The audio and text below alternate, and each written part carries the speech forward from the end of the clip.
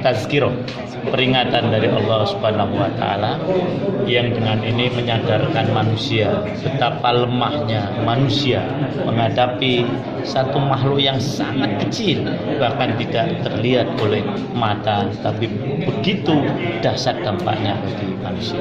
Jadi itu sampai pada tazkirah, belum sampai pada azab untuk orang-orang tertentu sudah tentu saja. Bagi orang yang menentang Allah ya jadi azab. Memang sebagian orang menyatakan begitu, bahwasanya salah satu tanda-tanda kiamat adalah ketika orang tidak lagi melaksanakan ibadah haji. Bahkan ada sebuah perkataan ulama ketika sebetulnya bukan hanya sepi dalam arti manusia, tapi sepi dari hikmah. Nah ini yang perlu kita juga khawatirkan. Mereka umroh, mereka haji, tapi hikmah haji mereka tidak hayati. Ini yang lebih mengkhawatirkan. Haji kan seharusnya mempersatukan manusia, tapi ternyata dengan adanya haji ini mereka tidak bisa bersatu. Ini juga membahayakan juga.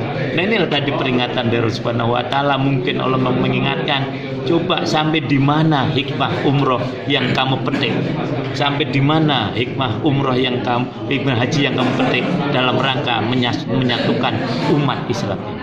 Demikian. Kenapa kita cepat-cepat buru-buru mengadakan konferensi pers ini?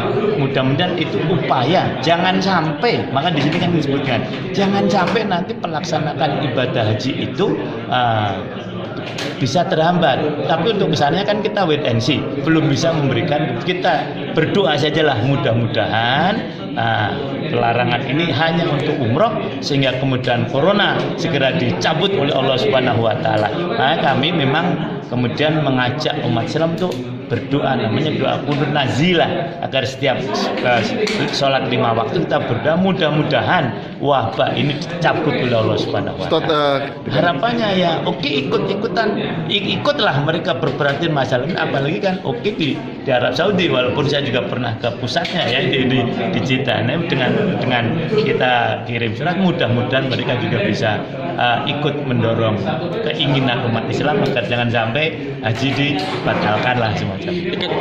Masya Allah, ini akan dampaknya banyak sekali. Di samping ibadah akan terhambat, kemudian ukhuwah akan terlambat. Ketika terhambat, kita tahu kan waktu ibadah haji kita ketemu orang seluruh dunia. Kalau sampai haji atau umroh aja lah, itu masalah ukhuwah terhambat, masalah ekonomi umat Islam. Teman-teman yang di biro perjalanan ini kan, Masya Allah, mereka cooling down, mereka down betul ini untuk menggaji karyawannya. Jadi dampak ekonomi akan jangan dasar.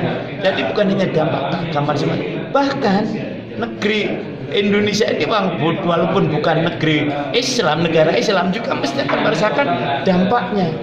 Betapa Garuda aja kan sudah tidak ada penerbangan kan Arab Saudi, ini sudah berapa dampaknya. Jangan-jangan nanti bisa bangkrut juga kelamaan. Jangan begitu ya. Jangan-jangan kan cuma itu. Lion juga begitu kan, sudah tidak bawa jamaah lagi juga, penerbangan bermain. Nah, jadi itu baru dari ini kalau dilanjutkan terus bisa-bisa membuat bangkrut industri penerbangan. Karena haji umroh semuanya menggunakan itu, bisa-bisa Boeing tutup tuh. Nah ini dampaknya, karena memang yang memproduksi pesawat terbang kan mereka, kan buat apa beli kalau tidak dipakai. Memang dampaknya dahsyat sekali. Travel apa? Masuk travel umroh. Travel dan sebagainya. Itu sudah nggak terkira kalau misalnya kita hitung secara dampak ekonomi. Ya, karena itu sekali lagi ini tidak boleh dianggap kecil. Sekali lagi maka saat mulainya ini adalah masalah kemanusiaan, bukan hanya masalah umat Islam. Artinya pernyataan sikapnya adalah sebenarnya mendesak supaya Arab Saudi membuka. Betul itu, membuka dengan berbagai macam persyaratan. Tidak asal buka ya, itu sudah bersyarat seperti yang disampaikan di saat